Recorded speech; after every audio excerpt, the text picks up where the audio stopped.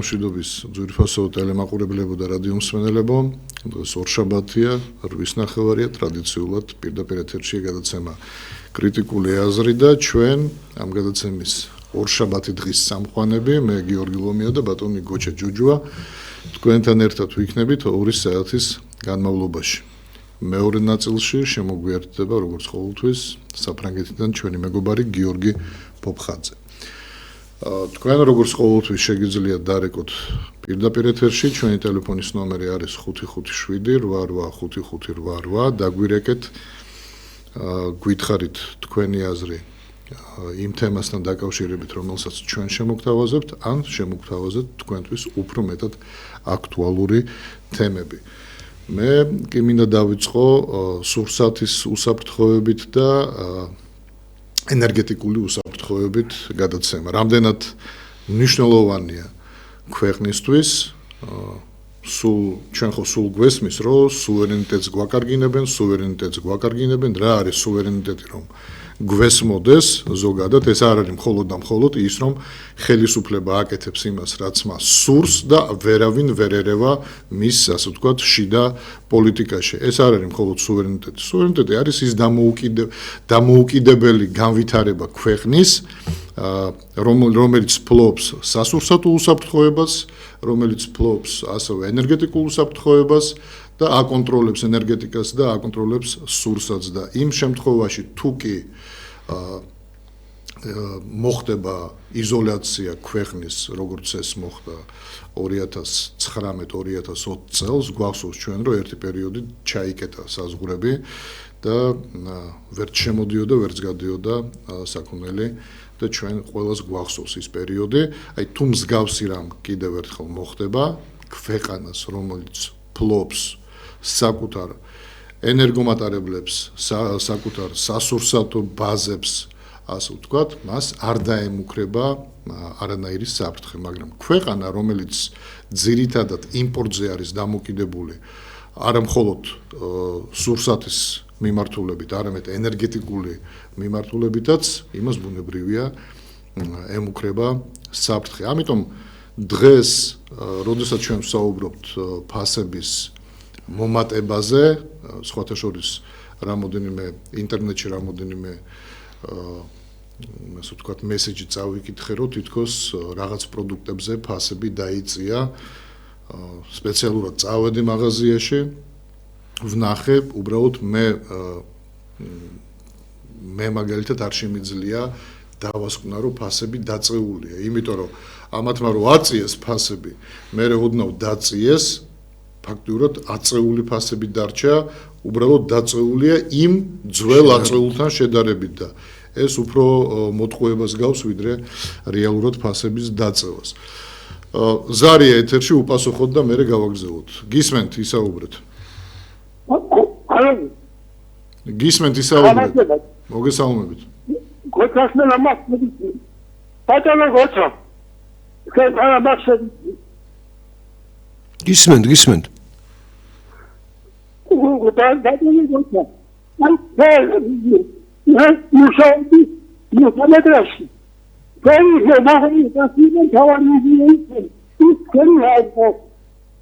სად მუშაობდი?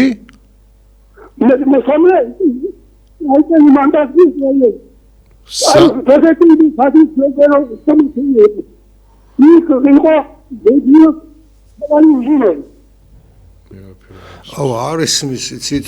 არ გვესმის. ახლოს რომ დაიჭიროთ უფრო ყურმილი შეგიძლიათ და ისე ისაუბროთ. გაითიშა. გთხოვთ, იქნება სადოთ დარეკვა და ახლოს ყურმილი ახლოს მიიტანეთ რა პირთან და ესე ისაუბრეთ. კეთილი, კარგი, დარეკავს ალბათ მაყურებელი. ანუ რამდენად მნიშვნელოვანია, ნახეთ, ჩვენ გვესმის რომ მნიშვნელოვანია, მაგრამ რამდენად მნიშვნელოვანია სასურსათო უსაფრთხოებასთან ერთად ენერგეტიკული უსაფრთხოებაც კონტროლის ქვეშ კონდეს სახელმწიფოს. გიორგი, შენ სავსებით სწორად დაიწყე. როცა ამბობდი იმას, რომ და მე ეს მინდა სწორედ გავაგრძელო, რომ ადამიანების დიდ ნაწილს ჰქონიათ სუვერენიტეტი მხოლოდ და მხოლოდ ის მომენტი, რომ აი სხვა ქვეყანა ვერ ახდენდეს შენზე, თქვათ პირდაპირ გავლენას, ვერ ერეუდეს შენს, თქვათ პოლიტიკურ ცხოვრებაში. მაგრამ რამდენად შეძლებ იმას, რომ შენი ასე ვთქვათ ეს სუვერენობა შეინარჩუნო და როგორ რას ნიშნავს გავლენა? გავლენა არ არის მარტო ის, რომ ასე ვთქვათ შენ პოლიტიკაში ერეუდეს ან აფინანსებდეს, აი განსაკუთრებით ახლა მიდის ხოლმე, რომ აი სხვა ქვეყნის ფული შემოდის ჩვენთან და ეს სხვა ქვეყნის ფული მერე მიზანმიმართულად ხელისუფლების წინააღმდეგაა და მე მესმის ეს ჩვეულებრივად ესეც უნდა იყოს, უნდა კონტროლდებოდეს, მაგრამ როგორ ახდენს გავლენას სხვა ქვეყანა ისე რომ შეიძლება სულაც არ დაჭირდეს მას, ვთქვათ, ფულის ესე შემოტანა არასამთავრობო ორგანიზაციებში, ან ვთქვათ რაღაც პოლიტიკის დაფინანსება, არამედ მას მარტივად შეუძლია აი ჩვენ ლაპარაკობთ იმას, რომ სანქციებით როგორ ხდება ხანდახან ქვეყნის იზოლაცია და როგორ ხდება ქვეყანაში იმ პოლიტიკური სიტუაციის შექმნა, რომელიც კონკრეტულად ვთქვათ შეიძლება სხვა სახელმწიფოს აწყობდეს, ხო? და აქედან გამომდინარე გაჩნდა სწორედ ეს უძველესი დროიდან მოდის, ეს არ არის მარტო ვთქვათ თანამედროვე ცხოვრებაში, ვთქვათ როგორც მეცნიერულად, როცა სასწრაფო უსაფრთხოებაზეა ლაპარაკი, ენერგეტიკულ უსაფრთხოებაზეა ლაპარაკი, ასე ხდებოდა მთელ მსოფლიოში და ხშირ შემთხვევაში ომებიც კი იწყებოდა სწორედ იმის გამო, რომ ვთქვათ ხორბლის მარაგები, როდესაც ვთქვათ ერთ ქვეყანას ერთ ტერიტორიაზე ვთქვათ ჰქონდა და სხვას აღარ შეეძლო, ის იძულებული ხდებოდა, რომ ვთქვათ ომი დაეწყო. ასევე ენერგეტიკა ვთქვათ მაშინ არ იყო ერთ-ერთი წამყვანი დარგი ცხოვრებამ, კომფორტმა მოიტანა, განვითარებამ მოიტანა, რომ დღეს ვთქვათ ელექტროენერგია იქნება ეს თუ საწვავზე ასე ვთქვათ საწვავის მოთხოვნილება, ესეც უდიდეს გავლენას ახდენს ქვეყანას. აი აქედან გამომდინარე სახელმწიფოები ცდილობენ იმას, რომ არა მარტო იმ კუთხით დაიცვან ქვეყანა, დაიცვან თავიანთი სახელმწიფო, რომ მათზე პოლიტიკური ზეგავლენა არ მოახდინოს, თქვათ რომელიმე ქვეყანამ პირდაპირ იგზით, არამედ ის, რომ თავის ქვეყანაში როგორ აქვს მოწყობილი ყველაფერი. ანუ სუვერენულ სახელმწიფოში ცხოვრება მაშინ გინდა და შენთვის მაშინ არის კომფორტული, როდესაც ეს სახელმწიფო სუვერენული სახელმწიფო, ანუ მისი ხელისუფლება ზრუნავს ხალხზე. თორე ჩრდილოეთ კორეა მაგალითად თუ კი ავიღებთ ხო, მაგალითად ის არის სუვერენული სახელმწიფო, მაგრამ რამდენად კარგად ცხოვრობენ და ბედნიერები არიან იქ ადამიანები, ხო? რამხელაზეა ვთქვათ, აი ესეც კი იზომება ბედნიერების, ანუ ადამიანის იმის მიხედვით თუ ადამიანის რის ხარჯზეა, როგორ ყველაფრის გაზომვა შეიძლება. აი ჩვენს ქვეყანაში მაგალითად კორეადან აკრძალულია მიგრაცია და გასვლა და აქედან გამომდინარე ადამიანებს, როგორც საბჭოთა კავშირის დროს ადამიანები აქედან რომ გასულიყვნენ, ხო, მილიონნაირ ხერხებს და ფორმებს ეძებდნენ იმისი, რომ ქვეყანა დაეტოვებინა და გასულიყო. ჩვენ შემთხვევაში ქვეყანა თავისუფალი ქვეყანაა ამ მხრივ, მაგრამ მეორე უკიდურესობამდე მივედით. თავისუფალ ქვეყანაში, სადაც შენი მოქალაქეები იმის გამო, რომ მათი სოციალური ცხოვრების დონე ძალიან დაბალია, იმის გამო, რომ სწორედ უსაფრთხოებები არ არის დაცული იმისი, რაც აუცილებელი ადამიანის ნორმალური განვითარებისათვის, ხო? დაწყებული ეს იქნება კვება, ეს იქნება განათლება, ეს იქნება ჯანდაცვა, ამის გამო ადამიანი ხშირ შემთხვევაში ტოვებს თავის სახელმწიფოს და გადის თავისი ქვეყნიდან. ხო? ერთის მხრივ თავისუფალი და დემოკრატიული ქვეყანა ხარ, კი ბატონო, შეგიძლია თავისუფალია საზღვრები, როგორც შემოსulit ისევე თქვათ გასვლის მიმართულებით, მაგრამ მეორეს მხრივ ასეთი სახელმწიფო გვინდა ჩვენ, სადაც ადამიანებს ელემენტარულად იმის საშუალება არ აქვს, რომ ნორმალურად იკვებოს. აი ლაპარაკობდით სურსათზე, თქვათ, ერთ-ერთი მთავარი სტრატეგია უცბად ხელისუფლებას გაუჩნდა, გამომდინარე იქიდან, რომ უკმაყოფილება თანდათანობით იზრდებოდა და ეს არა მარტო ჩვენთან, თქვენ წარმოიდგინეთ ისეთ ცენტრალიზებულ ქვეყანაში, 90 მილიონი ქვეყანაში, როგორიც ირანია, იქაც კი უკმაყოფილება, საფუძველი ამ უკმაყოფილების სწორედ სოციალური პოლიტიკა და სწორედ ის არის, რომ ისეთი დევალვაცია და ინფლაცია ქვეყანაში, რომ ქაბაბის ჭამა შეიძლება როგორც ჩვენთან რო იყო იმის დროს, რა ქვია, კუპონების დროს 15 მილიონად სადილობდი ყოველ ქაბაბს რო ვკიდულობდი 15 მილიონი ღირდა. ანუ წარმოიდგინეთ რა მდგომარეობა, ამას რატო ვამბობთ? სტატისტიკურადაც კი რო შევხედოთ, არ არის საჭირო დიდი ეკონომისტობა. სხვათა შორის ამაზე თუ მოусმენთ ხოლმე კარგია რეკლამის რგოლებიც გადის, დავით არხანმოურავი საუბრობდა რა პარამეტრებით როგორ იზომება, რა შეიძლება ასე ვთქვათ ხშირ შემთხვევაში ციფრების манипуლირება როცა ხდება, ხო? და დიდი ის არ ჭირდება ეკონომისტობა, უბრალოდ აზროვნება ჭირდება. აზროვნება იმისი, რომ ინფორმაციას რომელსაც ღებულობ, მე ეს ინფორმაცია სწორედ გადაამუშავო და სწორი დასკვნა გააკეთო, ხო? აი 2013-დან 26 წლამდე ფასების ზრდას თუ შევხედავთ, ხო, აი არის იმაზე რა ქვია, საწვავზე მაგალითად 98%-ით არის გაზრდილი. ანუ 100-ჯერ გაორმაგებულია. არის ასე ვთქვათ, ფასები სადაც 78% პირადი იმისი რა ქვია, პირველადი მოხმარების საგნებზე. ანუ რეალურად ის რასაც ყიდულობდი შედარებისთვის, ხო, ამას რატო ვადარებთ, ხო? ხშირ შემთხვევაში ადამიანები ხო ხედავენ ხოლმე და ხშირად გვითქვამს, რომ ინფლაციას ადარებენ იმაზე სავალუტო ჯიხურზე დოლარისა და ლარის შეფარდებას მარტო. აი აქედანაც რო შეხედოთ $100 რამს კიდევ უნარიანობა ქონდა და რამს კიდევ უნარიანობა აქვს ახლა. რა არის ამის გამომწვევი მიზეზები, ხო? ერთ-ერთი მთავარი მიზეზი არის სწორედ ის, რომ ფულადი მასა რომელიც შემოვიდა, დაბეჭდილი იქნა ეროვნული ბანკიდან და აქაც ორი გზაა, როგორ აღწევს ეს ფულადი მასა ადამიანებამდე, ანუ ჩვენამდე, მოქალაქეებამდე, ხო? არსებობს ერთი გზა პირდაპირ, როდესაც ხდება ხელფასების სახით, როცა შემოდის და არის ყველაზე უფრო მთავარი. ეს არის ბანკებზე მიცემული ის თანხები, რომელიც შემდგომ უკვე მოსახლეობას ეძლევა და რეალურად ჩვენ შევქმნით ის გარემო, სადაც დევალვაცია გაუკეთეთ საკუთარ ფულს. თითქოს და იმასთან დოლართან შედარებით ვაკავებთ, მაგრამ გაიძარცვა მოსახლეობა. საბოლოო ჯამში ეს არის შენი საკუთარი მოსახლეობის ძარცვა. კი ბატონო, ზარია ეთერში შემოვშვით. დიახ, გისმენთ. Hallo, ეთერში ვარ? დიახ. გამარჯობათ. მოგესალმებით. ჩვენ მოგესალმებათ 86 წლის კაცი, შენებელი კაცი. გაიხარეთ. საქართველოს დამსახურებული შენებელი კაცი გელაპარაკება. დიახ. ეხლა რამინდოდა მე ბატონო გოჩა, წეგარ მოგითხარით მე თქვენს. გვარზე. დიახ. უარი არ გითხარ, ვერ გამეცით პასუხი. ვერ გავიგე და იმიტომ. გავიგეთ, რა გვითხრათ. სადღაც მუშაობდითო და რა კაცი თქვენი რა იყო ეს კაცი? ვინ კაცი? ჯოჯოა. სად მუშაობდა? მესამე დრესში. ტრესში არა, მშენებელი მე ესე მესამე მშენებელი არ მყავდა ჩემს ასე ვთქვათ ოჯახში. აი, ბატონო. არა, უკაცრავად. ეხლა რამდენი ბატონო გოჩა? დიახ. ერთი შეკითხვა მაქვს. რამდენი ქარხანა ფაბრიკა არის დედაქალაქში? დაახლოებით მოქმედებაში ამჟამად. ძალიან მცირე, ასე ვთქვათ, საწარმოები იქნება თუ კი რამე არის. ანუ მე რამოდენიმე რამდენი ქარხანა ფაბრიკა არის დედაქალაქში? იყო თუ არა? იყო, ეხლა არის და ვერ გეტყვით. აი ფაბრიკა, რასაც თქვენ ვთქვათ, იმ აი გაგებით. რამდენი ქარხანა ფაბრიკაც არის, შემოკარგო. იმდენი მე 8 წელიწადი მაქვს თვითონ ქარხანაში დამუშავანი. ეხლა დარჩა ეს ქარხნები. არის საქართველოს დამსახურებული მშენებელი. დიახ. ხო და აი ელმავარ მშენებელი ქარხანა იყო, 31 ქარხანა იყო. შემეკუთვნის მე შემოკარგო. მთელი ახალგაზრდობა მშენებლობა შევალია ჩემს ცხოვრება.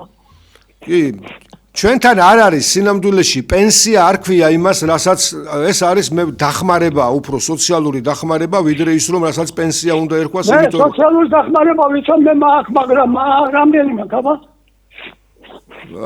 დახმარება 50 ლარი. კი, და ამასაც თუ პენსიას მიამატებ და სინამდვილეში, აი ამაზე ვსაუბრობთ ხოლმე ხშირად.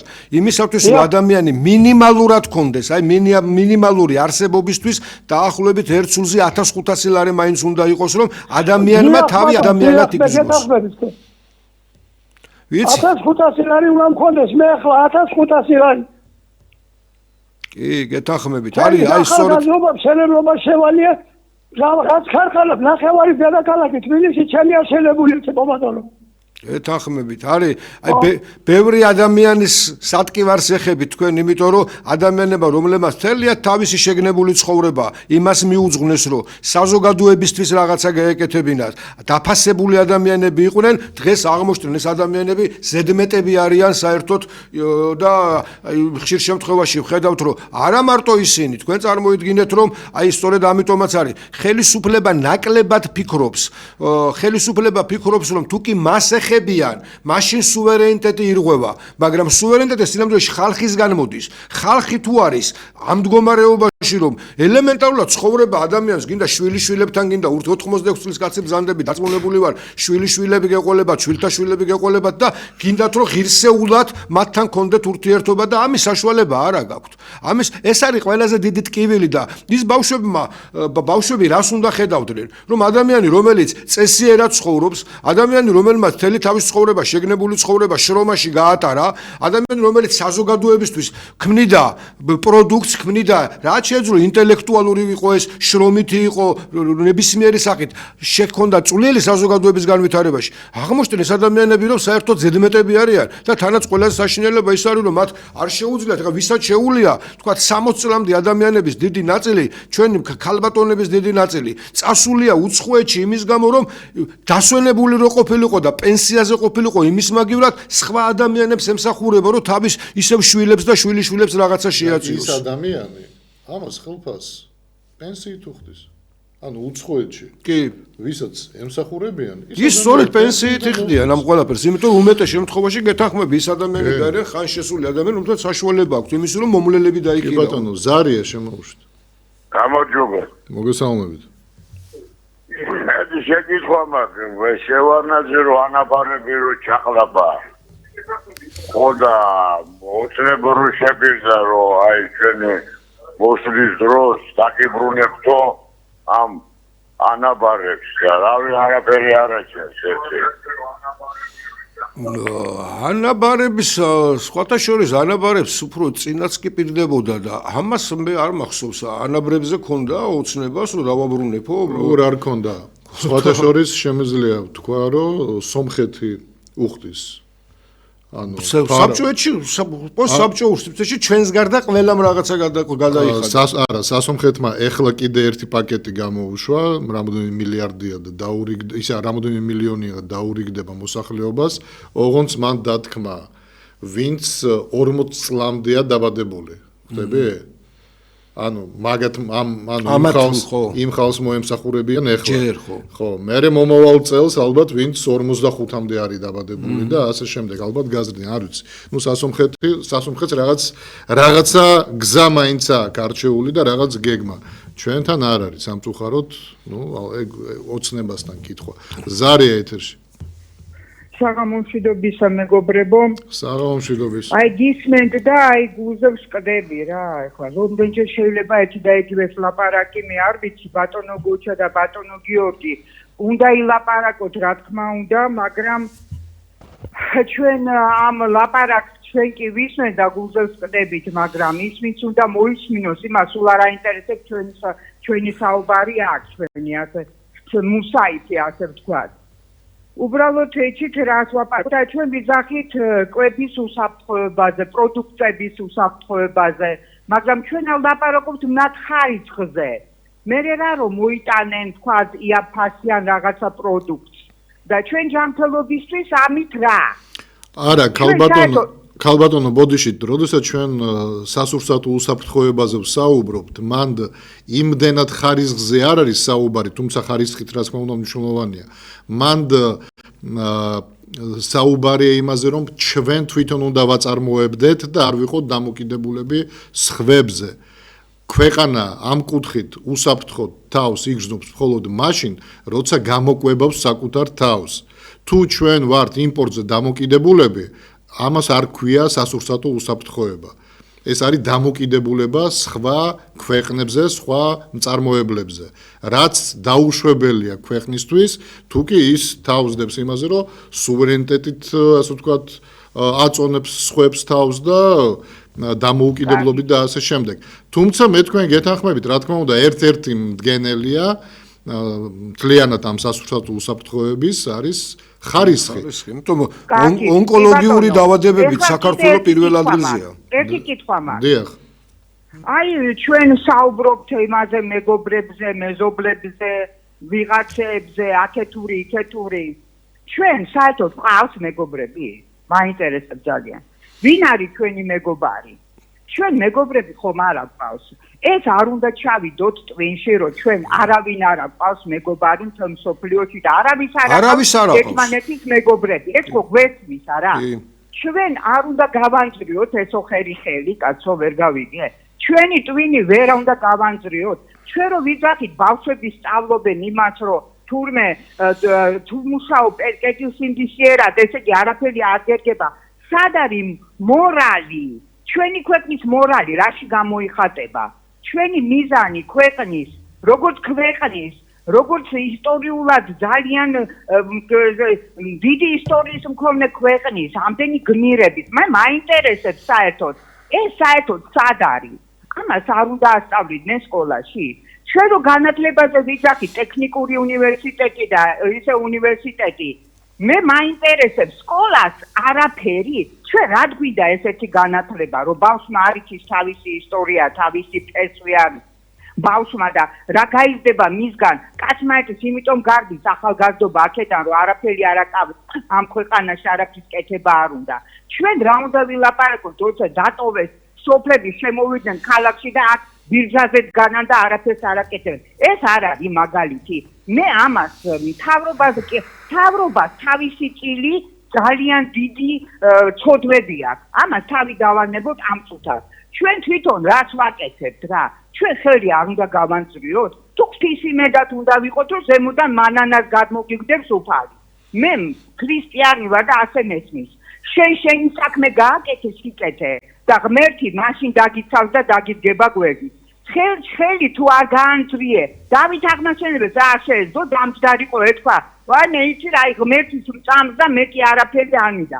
ეს როდი დამთავრდება ამ ქვეყანაში, კაცო? ჩვენ არ უნდა გავიგოთ, რომ არავინ არაფერს არ მოგვიტანს საჭმელს, არავინ არაფერს არ მოგვიტანს და არ გაგვიწესებს. რატო არ მოძრაობ ჩვენ? ეს არის ჩემი გავგნებული ვარ უბრალოდ რა. არ ვიცი ბატონებო, თქვენ კი არ გიპირისპირდებით ახლა როგორ გითხარით? უბრალოდ ეს ლაპარაკი, მე არ ვიცი ვის ესმის და ჩვენმა მთავრობა, ეს მთავრობაა დანა. და კიდე ერთი თხოვნა მაქვს. ნურასოდეს ხელისუფლებას მთავრობას ისა სახელმწიფო მთავრობას უდრის ნიშანს ნუუყენ. თოლობის ნიშანი არ არის მთავრობა და სახელმწიფო. სახელმწიფო არის ერი ქართველი და გაიგოს ამ ქვეყანამ და ამ ერმა, რომ ის არის სახელმწიფო, ის არის პასუხისგებელი თითოეულ ხეზე მეტკისებს, თითოეულ ამოწვერილ ბალახზე, თითოეულ მთაზე, თითოეულ ბარზე, ყველაფერზე ჩვენ ვართ პასუხისგებელი და რა ვერ გავიგეთ ბოლოს და ბოლოს. ხელისუფლება არ არის სახელმწიფო, ხელისუფლება არის ხალხი დელეგირებული დროებით, რო იქნება ისინი კიდე მოდიან. ჩვენ როდესაც შევანაძეს დიდ პოლიტიკოს ვეძახით, ჩვენ ერი ვართ ამის შემდეგ, კაცო. ეხლა ნახეთ რა გააკეთეს. ჩვენ არ დაისაჯა ის, ვინც თავის დროზე 90-იანებში რა დახუპა ეს ქვეყანა, რამაც დახუპა ეს ქვეყანა. ეს რო არ გავასამართლეთ, მეორე მოვიდა ის არ გავასამართლეთ. ესენი წავლენ არ გავასამართლეთ. რაშია ხალხნო საქმე? მე არ ვიძახი ვინჩის წესი. მე არ ვიძახი რაღაცა ცუდი უბედურება. მე ვიძახი ხალხნო გაახილეთ ეს თქვენი ფართო დახურული თვალები, დახუჭული გააღეთ ეს თქვენი თვალები და შეგნება ნუ თუ არა გვაქვს ჩვენ. ამიტომ ძალიან დიდი ბოდიში ბატონებო, ძალიან დიდი პატივისცემი თქვენს მიმართ. რაღაცა დროა მოძრაობის, დროა რაღაცა შემართების, დროა რაღაცის აქტივობის, რაღაცის დრო მოვიდა, არ შეიძლება დავიღუპეთ, ხალხნო, დავიღუპეთ, გაიგეთ. ქალბატონო, პატივისცემი თქვენ. კი, არ გახვიდეთ, გთხოვთ, არ გახვიდეთ ეთერიდან, ქალბატონო, გთხოვთ. სამწუხაროდ. დიდი მადლობა ზარისთვის, დიდი მადლობა იმ ყველაფრისთვის, რაც თქვით. მე უბრალოდ მინდოდა რომ არ გასულიყავით ეთერიდან და ორი რამ მინდა რომ გითხრათ.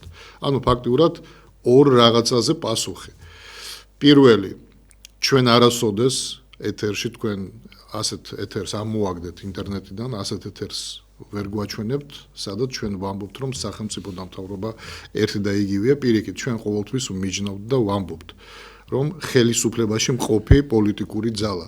ხელისუფლებასაც კი არ ვეძახით ხშირ შემთხვევაში. ვამბობთ, რომ ხელისუფლებაში მყოფი პოლიტიკური ძალა. თორე სახელმწიფო რაც არის, რა თქმა უნდა, ჩვენს გვესმის, თქვენს გესმით. და მეორე, როდესაც თქვენ ამბობთ, რომ კარგია რომ ასეთი აჟიტირებული ბრძანდებით, ძალიან კარგია, მაგრამ როცა ამბობთ რომ აი ალბათ დადგა დრო რომ ვიმოქმედოთ ამდენ ლაპარაკს აზრი არ აქვს, მე უბრალოდ მინდა გითხრათ, სინამდვილეში ჩვენ რო აქვს საუბრობთ, აი მე გოჩა ხო სხვა ჩვენი კოლეგები ჩვენ უბრალოდ კი არ ვსაუბრობთ იმისთვის, რომ ასე ვთქვათ, რაღაც მხოლოდ რაღაც ინფორმაცია მოგაწოდოთ. სინამდვილეში ეს ყველაფერი კეთდება თქვენთვის. აი თქვენ ახლა რაც თქვით, თქვენი მონოლოგი რო ავიღოთ. თქვენმა მონოლოგმა ახლა ძალიან ბევრ ადამიანზე სერიოზულად იმოქმედა. სხვებიც რომ რეკავენ და ამბობენ იგივეს, ესეც მოქმედებს მოსახლეობაზე. იმდენად შეიძლება ჩვენი ნათქვამი ვერ მოქმედებდეს მოსახლეობაზე, რამდენადაც თვითონ მოსახლეობისგან მოსმენილი ინფორმაცია და მოსმენილი მონოლოგი მოქმედებდეს და შეფასებები. და ჩვენ რომ არ ვიყოთ, წარმოიდგინეთ, თქვენ ხო ამას ვერ შეძლებდით. აი, გადაცემაში არავინ არ ზის, თქვენ ხო ვერ დარეკავთ. ხალხი ვერ გაიგებს თქვენს სათქმელს. ფაქტიურად ჩვენ ვასრულებთ მედიატორის როლს. ჩვენ კი ვამბობთ რაღაც თემას და რაღაც თემას განვიხილავთ, მაგრამ ძირითადად თქვენზეა დამოკიდებული, აი თქვენ რო ეხლა რაც თქვენ რაზედაც ისაუბრეთ, მე თქვენ გარწმუნებთ, რომ ბევრ მაყურებელზე, ვინც დღეს ეხლა გვისმენს, სერიოზულად იმოქმედა თქვენმა ნათქვამმა. და მე დარწმუნებული ვარ, ბევრი დარეკავს და დაამატებს კიდე თავის რაღაც სათქმელს და ესეც იმოქმედებს. ამიტომ საჭიროა ეს გადაცემებიც ამისთვის არის საჭირო. და ჩვენ სულ რო არ გვინდოდეს აქ ჯდომა, ვიღაცა ხო უნდა იჯდეს. გესმით ხომ? სწორად გესმით ჩემი. ზარია შემოუშვათ და მე გავაგზავნოთ. გისმენთ? მოგესალმებით.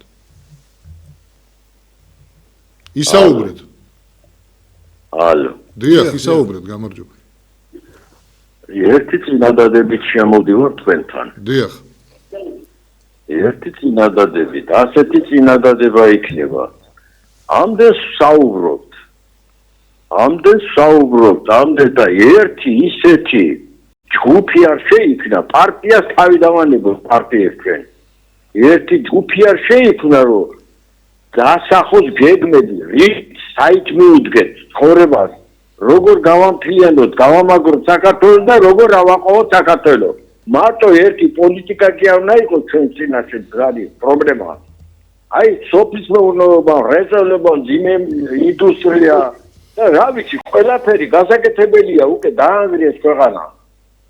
ხო და უნდა შევიკრათ, აი მაგალითად დავარქვათ ჩვენ სახალხო რაღაც ორგანიზაცია, სახალხო კრება იქნება თუ საბჭო იქნება, მოიფრბოს ეს ისეთმა ხალხმა მოიხაროს თავი, რომ გეგმები შევადგინოთ ქვეყნის აღმავლობის. მეც აღარ შეგატოხებ. მადლობა რჩევისთვის. კარგი რჩევა, სავარაუდოდ უბრალოდ ალბათ სხვადასხვა პოლიტიკურმა ძალამ, სხვადასხვა საზოგადოებრივმა ორგანიზაციამ დელეგირება უნდა მოახდინოს საკუთარი დეპუტაციის და უნდა შეიკრიბოს სადღაცას, ვიღაცამ უნდა ითავოს, დანიშნოს ორგანიზებას. სინამდვილეში ამას აკეთებთ წლებია. უბრალოდ ეგ არის, რომ ადამიანებს აი სწორედ ქალბატონი რასაც ამბობდა და გეთანხმები, აუცილებელია მათი ჩართულობა, მათი ლაპარაკი, თუნდაც რასაც ბატონი ამბობს, ოღონდ არის ერთი რამ. თქვენ წარმოიდგინეთ, რომ თითქმის ყველა პოლიტიკური პარტია, მათ შორის ჩვენ როცა ერთად ვიყავით, როგორ უნდა გადავარჩინოთ, რა უნდა გავაკეთოთ, ამაზე რასაკვირველია ვდებთ ხოლმე ინფორმაციას. თუნდაც ეხლა ეს ხო პოზიცია, როდესაც ვლაპარაკობთ, რომ აი ის რაც ეკონომიკაში ხდება და ეკონომიკა თავიდან ბოლომდე ფინანსურ სისტემაზე დგას, იმიტომ რომ ერთი მეორის გარეშე არ არსებობს, იმიტომ რომ ეკონომიკას აუცილებლად ჭირდება ფინანსები იმისათვის, რომ განავითაროს. რა არის, იცით, სანამ ამას სულ 200 წელია, რაც ამაზე მეცნიერულად დაიწყეს ლაპარაკი, თორე მანამდე ადამიანებმა არ იცოდნენ თქვათ ის ფინანსური კრიტერიუმები, ეს დაახლოებით იმას გავს, რომ მიზიდულობის ძალა კი აღმოაჩინა ნიუტონმა, მაგრამ ეს მიზიდულობის ძალა მის აღმოჩენამდეც იყო. უბრალოდ ადამიანმა ისწავლა მისი გაზომვა. ადამიანმა ამის მერე დაიწყო ძალიან ბევრი პრობლემის გადაწყვეტა, იმიტომ რომ მიხვდა, თქვათ რა არის, როგორ არის, რისი გაზომვა შეიძლება, მერე მისი დაძლევა როგორ შეიძლება. ზუსტად ესეა ფინანსების და ეკონომიკის საკითხიც. აქამდე რასაკვირველია სახელმწიფოები, რომლებიც არსებობდნენ, შეიძლება ასეთი მეცნიერული მიდგომები არ ქონდათ, თორემ მცდელობები მიზნები იყო. მაგალითად ის რასაც ფასებზე ეხლა აკეთებს კობახიძე, ეს მისი მოგონილი კი არა, ძალიან ბევრჯერ მომხდარა. აი ერთ-ერთი პირველი დიოკლეტიანი, რომელიც იცით თქვენ, აი გაგიგიათ წმინდა გიორგი ვინც აწამა დიოკლეტიანია სწორედ ის და დიოკლეტიანი მეორე იცით რომ აი რო გადადგა და რო თქვა რომ იმას თალგამი თუ კომბოსტო რო გამოიყვანა, ხო? აი იმ ადამიანმა ერთ-ერთმა პირველმა კომბოსტო მომყავს. ხო, როგორ ის მომყავს, ხო? ასე გვახსოვს, ხო? ის ერთ-ერთი პირველი იყო, ვინც ფასების რეფორმაზე ასე ვთქვათ დაიწყო მუშაობა, მაგრამ არ გამოუვიდა მაშინაც, იმიტომ რომ სანამ ამას არ გაიაზრებ და ისე არ გააკეთებ, რომ თუნდაც აი ეხლა რაზეც მიდიოდა ლაპარაკი, თუ კი აგვირდებით ხოლმე და ტელევიზიასაც უყურებთ, ხო? იქაც მიდის ხოლმე საუბარი, რომ დაიწყეს ადამიანებმა ოღონდ ხმა არ ამოაღებინეს, როდესაც თქვენს რომ თუ კი არ შეიცვალა საგადასახადო პოლიტიკა და ის არ გახდა დიფერენცირებული, თუ კი იგივე დეგეგი არ გახდა დიფერენცირებული, არ გამოვა არაფერი და თუ კი არ მიხედავთ იმას, რომ ბანკებზე, რასაც ლაპარაკობდი ცოტა ხნის წინ. ანუ რეალურად ამას რატომ ლაპარაკობთ ამაზე? რასაც თქვენ ამბობთ, მე მესმის, რომ არის რაღაცა ალბათ ისეთი უფრო მეტი ფორმაა მოსაძებნი, რომ ადამიანებმა თქვათ ჩამოუწეროთ და თქვათ, აი ამაზე, ვინ ვაწერთ ხელს? როგორი უნდა იყოს, თქვათ, რომ ის რომ აი გიორგიმ დაიწყო, რას ნიშნავს უსაფრთხოება და ქალბატონს კონკრეტულ იმაზე დაიყვანა, ხარისხის უსაფრთხოებაზე არ არის მარტო ლაპარაკი, ანუ რო არ უნდა მოიწამლო მარტო ეს არ არის. არამედ იმაზეა ლაპარაკი, რომ ჩვენ 6 წისქვილ კომბინატი, რომელიც ყველაზე დიდი წისქვილ კომბინატები ქონდა, დღეს არც ერთი ქართულ კომპანიას არ ეკუთვნის და არის ჩვენი მეზობელი აზერბაიჯანული კომპანიების. მე ამას იმიტომ კი არ ვამბობ, რომ რაღაცა საპირისპიროდ განვეწყოთ, რომ ვინმე თურმე ანუ რეალურად აზერბაიჯანი არა მარტო ენერგეტიკას ფლობს ჩვენთან გაზზე და ბენზინზე არამედ სპორტი ყაზახეთის კომპანიის მმართველობის ქვეშ არის. ანუ რეალურად ამას რატო ვამბობთ? რას ნიშნავს სინამდვილეში სუვერენო? ამას რატო ვიძახით? ეს თუ ამერიკის შეერთებულ შტატებში, ხო, რამხელა ქვეყანაზეა ლაპარაკი, რამხელა ეკონომიკის ქვეყანაში არ მიყიდეს ერთ-ერთ ჩინურ კომპანიას ელექტროსადგური. და რატომ? იმიტომ რომ დაახლოებით აღმოჩნდა რომ 6%-მდე ჩინური კომპანიები ფლობენ ამერიკის შეერთებულ შტატებში ენერგეტიკულ ობიექტებს და ჩათვალეს რომ ეს მათთვის შეიძლება საშიში იყოს. და აქედან გამომდინარე თქვენს რომ 6% ძალიან დიდია ერთ ისეთი ქვეყნისთვის როგორიც ჩინეთია ჩემს ქვეყანაში რომ მას კონდეს ასე ვთქვათ ენერგეტიკული ობიექტი. ამას იმიტომ ვამბობთ რომ პოლიტიკა უნდა გქონდეს ამისი და ეს პოლიტიკა რო გქონდეს ამისი ელემენტარული კიდე გეუბნებით არ არის საჭირო გავიგე რომ ადამიანმა რომელმაც პრემიერ-მინისტრი ყავს რომელიც არის იურისტი და იურიდიული აქვს დამთავრებული. როგორც თვითონ ამბობს რომ საერთოდ ქართულ უნივერსიტეტში არაფერი არ მისწავლიაო და კიდევ კარგი გერმანიაში წავედიო და გერმანიაში შევისწავლე და მე იქ მოვედი. ეს ხომ არ ნიშნავს კიდევ ამბობ რა ხარისხის ცოდნა აქვს. კონსტიტუცია დაწერა, მაგრამ სამართლებრივად ისეთი კანონებს ღებულობთ რომ ხანდახან ეჭვმეპარება საერთოდ ბოლომდე კანონის არსი თუ აქვს შესწავლილი, მაგრამ ხო უნდა გესმოდეს როცა ეკონომიკა როგორ იმართება. მე არ გეუბნებით რომ ეკონომისტი ვერ გახდები, მაგრამ ეკონომიკაში როგორ უნდა მოიქცეს, ფინანსური ინსტიტუტები როგორ უნდა მუშაობდეს, ამის შესახებ შენ შეიძლება შენ თვითონ არ კონდეს ამისი ასე ვთქვათ დიდი ცოდნა, მაგრამ იმ ადამიანებისგან ვისაც ეს ცოდნა აქვს, მათთან კამათში ან ერთმანეთის კამათის დროს ხო უნდა გამოიტანო დასკვნები რა როგორ უნდა გააკეთო. ჩვენ ქვეყანაში ეხლა საერთოდ არ აქვს ფინანსური პოლიტიკა. ჩვენ ეკონომიკურად რა როგორ უნდა განვავითაროთ, საერთოდ არ ვიცით. ოღონდ ვითარდებით ისე როგორც ვითარდებოდა, კიდევ გითხარით 200 წლის წინაც არ ქონდა მეცნიერება არ არსებობდა ამის შესახებ, მაგრამ ვითარდებოდნენ სახელმწიფოები, კაცო არსებობდნენ და ვითარდებოდნენ. ჩვენ ეხლა ჩვენი მეზობლები როგორ ასე ვთქვათ ვითარდებიან. აქაც რაზეა იცით საუბარი რომ ჩავწვდეთ? შეიძლება რაღაცა პროცესი დააჩქარო, შეიძლება რაღაცა პროცესი შეანელო. თორე ის რომ შენი მეცნიერული ცოდნა გამოგადგეს იმისათვის რომ რაც არ არსებობს, ადგედა მართლა იმისი ჯადოსნური ჯოხით უცბად, ადგედა შენი ქვეყანა გახადო ძალიან ძლიერი 1-2 წელიწადში, ყველაზე ძლიერი ეკონომიკა კონდეს, ყველაზე ძლიერი ფინანსური ინსტიტუტები კონდეს, ესე არ ხდება, მაგრამ რაღაც პროცესების მართვა შეგიძლია. ამიტომ მოდიხარ ხელისუფლებაში. როგორც მინიმუმ განვითარების პროგრამა, რამოდენიმე წლიანი განვითარების პროგრამა უნდა დადო, როდესაც მოდიხარ ხელისუფლებაში. და სხვათა შორის, რასაც ბატონი ამბობდა, მე ის არ მახსოვდა, რა ქვია, ბანაბრებზე, მაგრამ დაახლოებით ამას ამბობდა კიდევაც ივანიშვილი. გექნებათ ძალიან იაფი ფული, თითქმის უფასო ფულზე იყო ლაპარაკი. ანუ გარკვეულ წილად მას ჰქონდა თითქოს გააზრებული და ადამიანების დიდმა ნაწილმა ჩავთვალეთ, რომ მართლაც ამ ადამიანებმა იციან რა უნდა გააკეთოს. ეს იყო ლოზუნგები, ეს იყო სლოგანები, მაგრამ განვითარების პროგრამა, ქვეყნის განვითარების პროგრამა არ გქონდათ, იმიტომ რომ ჩვენ ვერ გავეცანით განვითარების პროგრამას. უბრალოდ გვესმოდა, ია ფულს მოგცემთ იქ ანაბრებს კი ბატონო იმასაც, ანუ უბრალოდ ეს კითხვა პასუხის საწვავის ფასი თქვა იქნება კითხვა პასუხის რეჟიმში, თორე როცა შენ მე მეუნები პენსიას აგიწევ, შენ მე უნდა მაჩვენო რის საფუძველზე, ანუ რა არის, რა გაძლევს იმის საშუალებას, რომ შენ მე დღეს მეუნები, რომ პენსიას თქვა რაღაცა მოემატება. 20 ლარი კი არა. მე ვამბობ, რომ საგრძნობლად, რა თქვა 400 ლარიდან გახდება 800 ლარი. უნდა დამანახო ბიუჯეტიდან სად გაჩნდა ბიუჯეტში ის ფული, რომელსაც შენ გადაისვრი თქვა საპენსიო ფონდში. და აქაც გეთახმები, აქაც აზრია უჩადებული. მომატება ნიშნავს რაც, რომ შენი მსყიდველ ულარიანობა 400 ლარიან 800 ლარში გაორმაგდება, თორე შეიძლება 800-იც კონდეს, მაგრამ 400-ზე ნაკლებ მსყიდველ ულარიანობა კონდეს. რა თქმა უნდა. ანუ და აქ ისევ სუსაფრთხოებასთან დავდივართ. თუ ჩვენ მივცემთ საშუალებას, რომ რეგიონები გაძლიერდნენ, ფერმერები ვთქვათ, ხო, ანუ და ჩვენ ძირითადად რეგიონებიდან მივიღოთ პროდუქცია და არა იმპორტი, მაშინ ბუნებრივია 800 ლარი გახდება 1200 და არა 400 ლარი, როცა ჩვენ იმპორტზე ვზივართ. ანუ აი ეს არის უსაფრთხოება, ეს არის ქვეყნის განვითარების პროგრამა, თუ კი არის სწორად გათვლილი და არა ორიენტირებული იმაზე, რომ მხოლოდ და მხოლოდ ჩვენ ვიყოთ ხელისუფლებაში 30 წელი თუ 40 წელი და ქვეყნის განვითარებაზე კი არ მიდის საუბარი, არამედ საკუთარი ადგილების შენარჩუნებაზე. ზარია ეთერში. გისმენთ. გამარჯობათ. გამარჯობათ. მოგესალმებით. მე გაწუხებს სიმონ ბარამედე, რომელიც დიდი ხანი ცხოვრობდა ავღანეთში. თქვენ ადრესს დაგვირეკეთ, ხო, თუ არ ვწდები? დაგირეკეთ, მაგრამ გამითიძეს, მაგრამ მაგრამ გაგთიშეთ? მე რა გითხრათ, შემოწკვილ ხალხო. დაცულილი მაქვს ავღანელებად, ეხლა აი 2 სურათია გამოგზავნილი, უბებეთილა სურათია. კავშირები უნდა დაწყობილიყო და გავაკეთოთ კაი საქმე ქართული ავღანეთში.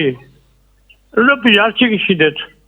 აი აგედავთ ის დათოლები, ყველანაირი ცხოვრობდი ავღანეთში ცხოვრობდი ბიჭებოდა. გაგიკეთოთ. დამოწით ტელეფონი დაგირეკეთ, ტელეფონი დამერეკეთ რომ მე და შენ მოვძებლოთ. ტექნიკურ ჯგუფს გთხოვთ, ჩაიწერეთ, ჩაინიშნეთ ტელეფონის ნომერი და გადაცემის შემდეგ მომეცით. კიდევ ჩაუნიშნეთ და დაგირეკავთ. დაგილაპარაკეთ, რომ ცოტა არ მესმის. ეხლა ძნელი ალბათ ტელეფონითაც ამის ახსნა, მით უმეტეს პირდაპირ ეთერში არ მესმის ადამიანი რას გულისხმობს ამ ურთიერთობებში. ხო, ჩვენი ურთიერთობებით აქ თუ სახელმწიფო შორის ურთიერთობებზეა, ჩვენ მაგ ხელას ვერ ვკაჩავთ. კი, ნამდვილად. ისე ქართული ოცნება მე რასაც უყურებ ევროპასთან საერთოდ ჩაჭრა ბოლომდე ამერიკის შეერთებულ შტატებთან დაძაბული ურთიერთობა აქვს, ირანის მიმართულებით და არაბების მიმართულებით მიდის წესით მე მგონი, ხო, ფულს საერთოდ ეხლა ჩინეთის ისკენ მიგვაქვს ისეთ სხვათა შორის მანქანების 6 წლიანი ისეც რო უყურებ ეთყობა ესეც ჩინურთან დაკავშირებული და ელექტრომანქანები ძირითადად სხვათა შორის ქალაქში ბევრ ადგილას რო დააყენეს ელექტროდამტენები ხო იცი ალბათ უკვე ქალაქი ემზადება ნელ-ნელა რომ 6 წლიანიო და მე თქვან რომ აი ნუ როგორც ახლა ამბობენ ელექტრომანქანას გამბაჟება არ უწევს ელექტრომანქანა პრობლემას არ წარმოადგენს, თქვა, გააჩერებს, სადაც გინდა ფულს არ იხდი, მით უმეტეს ამდენი ელექტროსადგური უკვე არის და აგერ შემოიყვანენ ამ ელექტრომანქანას, უკვე რამოდენიმე ის ვნახე სადილერო, შემოიყვანენ, შემოყრიან ამ ელექტრომანქანებს და ხალხს ეთქვიან, გადადით რა ელექტროზე და ხალხიც ნუ გადავა. და თანაც როგორ არის? არა, ამაში ბოდიში, ამაში ცუდი არაფერი არ არის. ელექტრომანქანა ერთადერთი რითია, თქვათ, რითი ქმნის დისკომფორტს, როდესაც შენ შორ მანძილზე გიწევს წასვლა. აი მაგალითად, აქედან ბათუმში რო ჩახვიდე, ზამთარში, ნუ ახალ ტესლასაც უჭირს პრინციპში რა, ზამთარში. თორე ზაფხულში, ნუ ტესლა ჩადის. ზოგიერთი ალბათ ჩინურით ჩავა, სუფთა ელექტრო. ძირითადად ჰიბრიდი უფრო კომფორტულია ამ კუთხით, მაგრამ ნუ ისეა თუ ასეა, გასაგებია, რომ ეს არც გამონაბოლქვთან არ არის დაკავშირებული და არც საწობებთან. რო ეხლა რო თქვეს 800,000 მანქანა დადიოდა 2012 წელს და ეხლა 2 მილიონი მანქანა დადის ქალაქში. მე არ ვიცი 2 მილიონი მანქანა როგორ დათვალეთ ქალაქში, ანუ ესე იგი სულ თან ამბობთ რომ 3,700,000 ვართ. ესე იგი 2 მილიონი როგორც მინიმუმ მძღოლია თავისი მანქანით. კაი, ოჯახში შეიძლება 2 მანქანა ყავს ზოგს 3, მაგრამ ასეთი ბევრი ოჯახი ხო არ არის. მაგრამ ისეა თუ ასეა, პრინციპში რო ავიღოთ, ისია თუ ასია, აქ არც გამონაბოლქვთან, არც საცობებთან არანაირი კავშირი არ არის, იმიტომ რომ კაი, შეხლა რო არ შემოუშვებ, ის იმ მანქანებს ხო არა უქმნათ, ესე 2 მილიონი მაინც რჩება. მაინც რჩება. და თან მე ვფიქრობ, რომ აქ უფრო სინამდვილეში არის რაღაც გარკვეულ შეიძლება ვიღაც კონკრეტული ლობისტური ჯგუფი, რომელსაც სურს რომ ეს მანქანები შემოიყვანოს და აქედან გამომდინარე, თქვა გრძალავენ და თანაც ერთი რამეა და ესეც ერთ-ერთი ისეთი პრობლემაა საქართველოში, ხო? როდესაც ელემენტარულად მანქანებით აქ მარტო იმაზე ხო არ არის შემცირება რაოდენობის.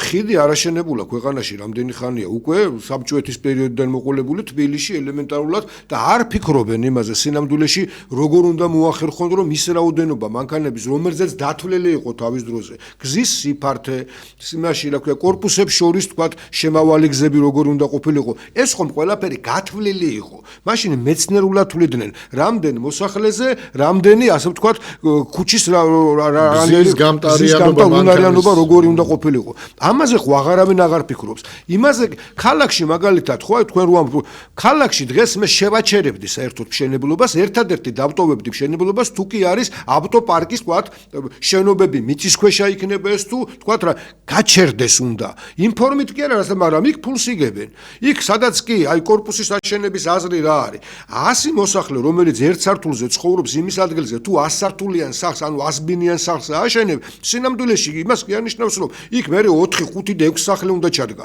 არამედ უნდა მოახერხო რომ ის ტერიტორია გამოთავისუფლდეს სწორედ იგივე ინფრასტრუქტურისათვის საბავშვო ბაღი იქნება სკოლა იქნება პარკი იქნება მანქანის გასაჩერებელი იქნება ასე უნდა უდგებოდეს ეს არის ნორმალური დათვლილი მეცნიერულად ასე ვთქვათ შესწავლილი ვთქვათ ეს იმით კი არ მოდის მაგ ადამიანები მის მიხედვით კი გაზომვადია ეს ყველაფერი უკვე ჩვენ ერთ რამეს არ ვითვალისწინებთ კომუნისტების პერიოდში იმისათვის რომ კორპუსი აეშენებინათ ფულს არ იხდიდნენ ხვდები არც მერი იღებდა ფულს თქვათ ჯიბეში არ იდებდა კორპუსს აშენებდა სახელმწიფო იქ არ შეიძლება ვიღაცას ფული აიღო იმისთვის რომ შენაგეშენებინა კორპუსი ხვდები ანუ მან არ იყო ფულზე ორიენტაცია ამიტომ ყველაფერი იყო გათვლილი მეცნიერულად და კორპუსი შენდებოდა ისეთი რომელიც იძლეოდა იმის საშუალებას რომ ამ გზაზე გაევლო თქვათ დღეში 100 მანქანას იქით-აქეთ და ამ კორპუსში მაცხოვრებელი შემოვიდოდა გავიდოდა ისე რომ საცობში არ დადგებოდა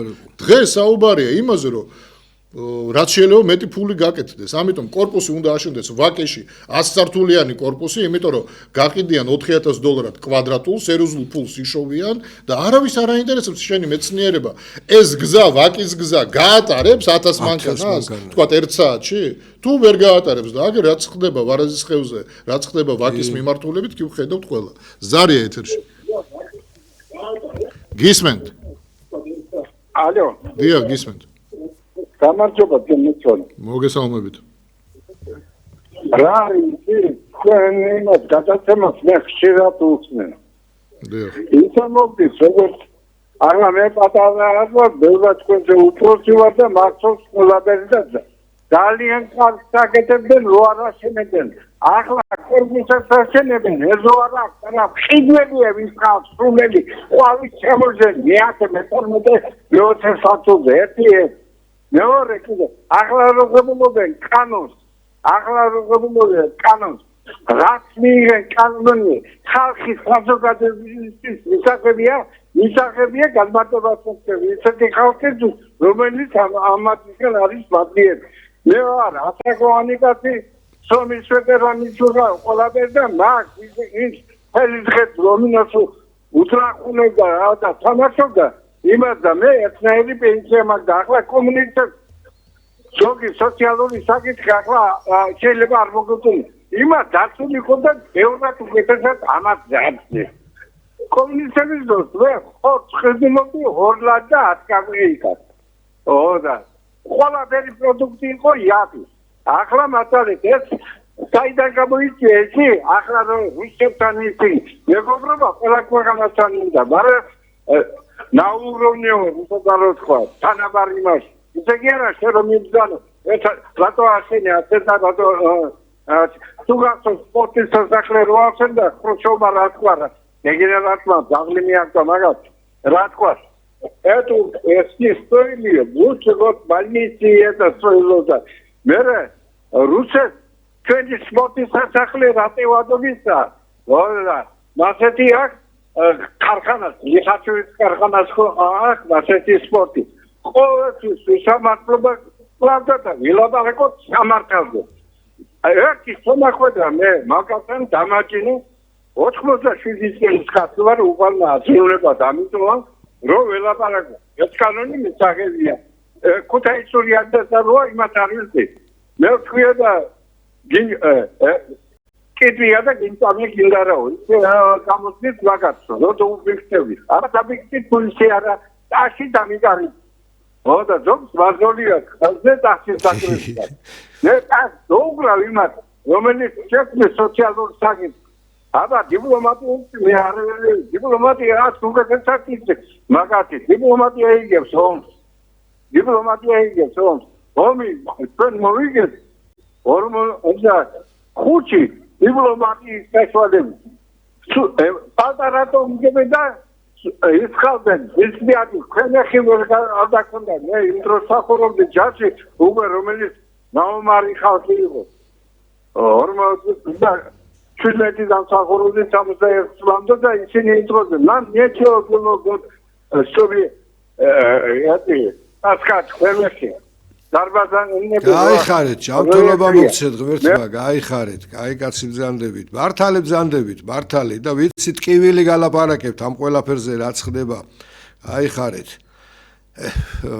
მაგ პრობლემებზეა სწორედაც აი სწორედ იმიტომაც ვსაუბრობთ სწორედ იმიტომ ვცდილობთ იმიტომ რომ ამ საუბრით უნდა მივიდეთ იქამდე რომ მე აი როგორ არის იცით უკმაყოფილობის ერთი ნაწილი გამოსულია და დღესაც აი ქუჩაში თქვა თითქმის ყოველ შაბათ-კვირას გამოდიან ხოლმე მაგრამ არ არის საკმარისი ის ფრონტი იმიტომ რომ იმ ადამიანებს ბევრ რაღაცაში თქვა არის ვეთანხმები არის ბევრ რაღაცებში საერთოდ არ ვეთანხმები და ვერც მოვრიგდებით არის საკითხები რაშიც შეიძლება კომპრომისებზე წავიდეთ მაგრამ რაღაცა ალბათ ის ერთი ფრონტია აი აქეთ ამ ხარეს მოსამზადებელია მეორე ფრონტი რომელიც აი ჩვენნაირი ის ადამიანები აი თქვენ რომ ეხლა ესაუბრებით გიორგი სწორედ ამბობს რომ იცით თქვენს ჩართულობას აქვს დიდი მნიშვნელობა მომზადება ჭირდება გააზრება ჭირდება ერთმანეთზე გვერდზე დგომა ჭირდება ვიღაცებს შეიძლება უკვე გაუჩნდათ ის რა ქვია სურვილი რომ მოდით ეხლავე გადავდგათ ნაბიჯები არ არის ჯერ თქვენ ცხომატყობთ ამისი მზაობა არ არის ჩვენსავე სიტუაციაში მომზადებული სიტუაცია რომ ალტერნატივა დავდოთ ალტერნატივა იმისით რომ აი თქვა რას ვცვლით სახელი და გვარების შეცვლა ხო არ არის მთავარი ხო უნდა ბოლოს და ბოლოს მოვახერხოთ და შევთანხმდეთ იმაზე რომ ადამიანები რომლებიც ხელისუფლებაში მოდიან ამ ადამიანებს რაღაც კომპეტენცია უნდა გააჩნდეთ ან იმდენი ჭკუა მაინც უნდა გააჩნდეთ რომ მე კომპეტენტურ ადამიანებთან ერთად წყვეტდნენ ამ ყველაფერს სწორედ კიდე გეუბნებით არ ნიშნავს კანონის მიმღები რომელიც შეიძლება იყოს კარგი იურისტი ის არ ნიშნავს რომ კარგი ეკონომისტია არ ნიშნავს იმას რომ მან კარგად იცის ფინანსები არ ნიშნავს ძალიან ბევრი ასე თქვა საკითხებია მაგრამ აზროვნება უნდა კონდეს და უნდა შეეძლოს რომ კრიტიკული ხედვა უნდა გააჩნდეს სიტუაციის ჩვენთან ხო როგორ არის რა აწყობს იქიდან ამოდის მე სხვათა შორის ამის ვფიქრობდი რა შეიძლება მოიფიქრო რომ ადამიანებს რომლებიც ძალაუფლებისთვის მოდიან და ძალაუფლება რატომ უნდათ იმიტომ რომ თავისი პირადი ცხოვრება მოიწყონ კარგად აი პერსონალური მანქანებზე ვლაპარაკობთ ჯიმას ნუ კი აკეთებ მაშინ რომ 6 წლის თქვა მანქანა შემოვიყვანო და ამითი საწყალე ვიღაცას რომელსაც 10-15,000 თქვა დოლარის საშუალება გატრიალოს და შემოყავდა მანქანები რომლებსაც ხედი და თვეში 2 მანქანას და ოჯახს ინახავდა იმიტომ რომ დაახლოებით $1,000 გამოსდიოდა თქვა მთლიანობაში 1-2 მანქანის გაყიდვაში ხო ასეთი რამდენი ადამიანი ხვალ გრჩება და უნდა გაიქცეს და გავიდეს სხვა ქვეყნიდან და მოდით სხვა რამე გავაკეთოთ პერსონალური მანქანები რო ყავთ ამ მინისტრებს და ამ მერებს და იმათ მოდით რა მათ ის ვისაც ჭირდება მანქანა სამსახურეობრივი მანქანა მათ გქონდეთ დანარჩენი პერსონალური მანქანა კი არა საკუთარი მანქანითაც არა საზოგადოებრივი ტრანსპორტით მიდიოდეს სამსახურში ნახავთ რომ აღარ მოუნდებათ რა ეს მინისტრობა აღარ მოუნდებათ ეს პრემიერობა მერობა იმაში რა ქვია რომ მიაკვდებიან და აღარ უნდათ გამოსვლა რაღაცა ისეთი გავაკეთოთ რომ მოდიში გოჩ გეთანხმები ამ გააგზელებ ახლა ის რა ქვია გამახსენდა ინგლისის პირველი პარლამენტი მან ხო არც პულს არ იხდიდნენ არანაირი ლგოტები არ ქონდათ არაფერი და არავის არ უნდოდა დეპუტატი რომ ყოფილიყო არ ვისაც ეუბნებოდნენ რომ მოდი რა შენ იყავი ჩვენი რეგიონიდან რაღაცა ყველა უარს ამბობდა და აი ძლივს ვიღაცა შრომა იყო მაგრამ არ იყო უნდა გეშრომა მაგრამ არ იყო ანაზღაურება და როდესაც უკვე გოტები შემოიღეს ანაზღაურება ლორდის ტიტული და მთელი ამბავი რა მე ყველას მოუნდა აკაც იგივეა მოდით ხელფასები არ კონდეს არა მაგრამ ხელფასი კონდეს თქვა 1500 ლარი თუმცა ჩვენ ახლა ამ პარლამენტზე არ ვსაუბრობთ ყველა ისედაც მილიონერია იმათ არ ჭირდებათ კაცო ამათმა საერთოდ ხელფასები რატო მოიმატეს აი სირცხვილი მართლა რატოა სირცხვილი იცით როცა ადამიანებს რეალურად არ აქვს შემოსავალი თქვა და იმატებენ ხელფასს აქ გასაგებია ყველაფერი როცა მილიონერი ხარ და კიდე ბიუჯეტიდან ამხელა ანაზღაურებას რო იღებ თვითონ არ გიტყდებათ ხალხნო ყველას გაგვთ ბიზნესი ბიუჯეტი რო არ გაძარცვოთ არ შეგიძლიათ საკუთარი თავი თუნდაც თქვენი ბიზნესიდან შეინახოთ და ხელფასი ისევ ისეთი გქონდეთ როგორც იყო თუნდაც ჩვენ დროს აი ეს არ მესმის სიმართლე რომ მოიმატეს ხელფასი ისე თითქოს რას ლაპარაკობ ბიჭო ყველას ისე უჭერდა არც ბიზნესები არც ფული ბანკში არ აგერ მინისტრის თუ პოლიციის რომელიც დეპარტამენტის ისენი რომ დააკავეს რა გამოაქვეყნეს მათი დეკლარაციები რამდენი მილიონი როგორ შეიძლება კონდეს ახლა ჩვეულებრივად თუნდაც მინისტრს ან მინისტრის მოადგილეს აღმოჩნდეს რომ მილიონები აქვს ზოგადად ადამიანს თუ აქვს დიდი ბიზნესი და არის ბიზნესმენი, საერთოდ არ უნდა გააკარო მინისტრის პორტფელს და მინისტრის სავარძელში არ უნდა ჩასვა. შეიძლება კონსულტანტად დანიშნო, მაგრამ მინისტრი არ უნდა გახადო, იმიტომ რომ ისეა თუ ასეა ის ყოველთვის თავის ინტერესებს დაიცავს. ანალოგიურად მილიონერები პარლამენტში რო შემოყარეთ, ის იმით არის დაკავებული, რომ საკუთარ ბიზნესს იცავს.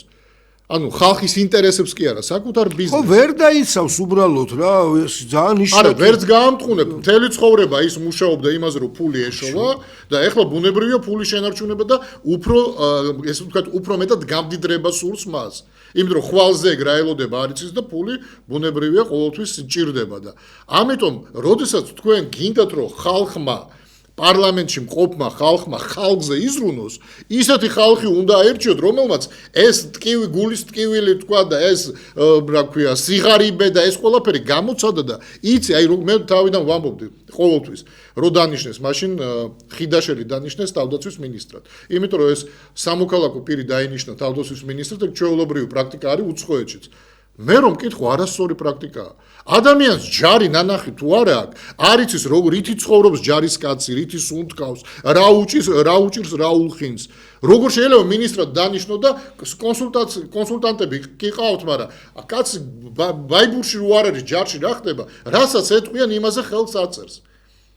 და ადამიანმა რო იცის ჯარისკაცი ცხოვრება ის ყოველთვის მოიკითხავს იმას, წავა ჯარისკაც შეეკითხება, აქ რამე დედავშინა ხო არ არის, რაღაც საჭმელი როგორია რა, იქ ის ხო რაღაცა ხო არ გაფუჭებულა, რამ ანუ ყოველთვის უფრო მეტად დაინტერესდება, რომ ჩახედულია. ანალოგიური სიტუაცია ახლა მილიონერები ყავს პარლამენტში. ის გაჭირვებულის პრობლემაზე არც წარმოუდგენია, კაც მე ერთი ორთან მქონდა ჩვეულებრივი რამეა ხო საქართველოს. კაი, ეხლა შენო გოჩა გჯერავსო იმისიო, რომ აქო საქართველოში ვინმე შეერიაო. მართლა ვერ წარმოუდგენია. წარმოედგინე. ის განა იტყუება, მართლა ესე ვერ ხედავს და ეგ არის, იმ პრობლემებს ვერ ხედავენ. თქვენ წარმოგიდგენიათ იგივე ჯარიმებზე როცა ლაპარაკი. ასეთი ჯარი გასამაგებული, გაათმაგებულია ზოგჯერ. იმას თბილისი ამ სიტი პარკის ამბავზე ყავდა ერთი ამბავი და აშვება და დღეს იმაზე 10-ჯერ მეტი ის არის გადასახადი ხო ყველა იმაში რა ქვია ნაწილში. აი, ჩვეულებრივად რა ადამიანებს ის პრობლემატიკა რომელიც თქვენ გააქვთ, ამ პრობლემატიკას ისინი ვერ ხედავენ. და მიდიხარ მე ვთქვათ ხო, სამინისტროში მიდიხარ, მერიის სამსახურებში მიდიხარ, მანქანას ვერ გააჩერებ, კაცო. ვერ გააჩერებ, იმიტომ რომ ელემენტარულად თავიანთვისაც არ ყოფნით. მარტო მაღალი ეშელონებისთვის აქვს თავიანთვის ადგილები, თორე ჩვეულებრივ იმათთვის, რა ქვია, თანამშრომლებისთვის იმათვისაც კი არ არის და იმას რომ მოემსახურო, იქ უნდა მიხვიდე ფეხით. ამიტომ ვამბობ რომ მოდით რა, თვითონ მერებმა ქალაქებში, იმიტომ რომ ნახონ როგორ არის, სამსახურის უფროსებმა, მინისტრებმა იარონ რა ფეხით. საზოგადოებრივი ტრანსპორტით იარონ, თან სახში ცოლმა კი არ მოიყვანოს მანქანით. არა, საზოგადოებრივი ტრანსპორტით და ნახავენ სინამდვილეში რა მდგომარეობაა ქვეყანაში და ხალხს რა მდგომარეობაა. თუმცა ყოველთვის ცდილობენ ხოლმე რომ დასავლეთზე ხელი გაიშვირონ, რომ აი პრაქტიკა მოსული პონტი აი დასავლეთშიც იგივე არის. დასავლეთში აგერ მინისტრი, პრეზიდენტი ველოსიპედით დადის, ფეხით დადის, მეტროში ჩადის, ხალხს ესაუბრება. ჩვენთან არჩევნების დროს იციან მარტო, რომ იმაში მეტროში ჩადიან, ესეც ჩადიან თუ კამერებით გაყვებიან, ხო, თუ აბა კამერა არ ისე მეყვება რა უნდა მეტროში. კარგით, ჩვენი დრო ამოიწურა. პირველი ნაწილის დრო ამოიწურა, ჩვენ გემშვიდობებით დაახლოებით 10 წუთით შევხვდებით 10 წუთში და მეორე ნაწილში შემოგვიერთდება საფრანგეთიდან გიორგი ფოფხაძე დროებით.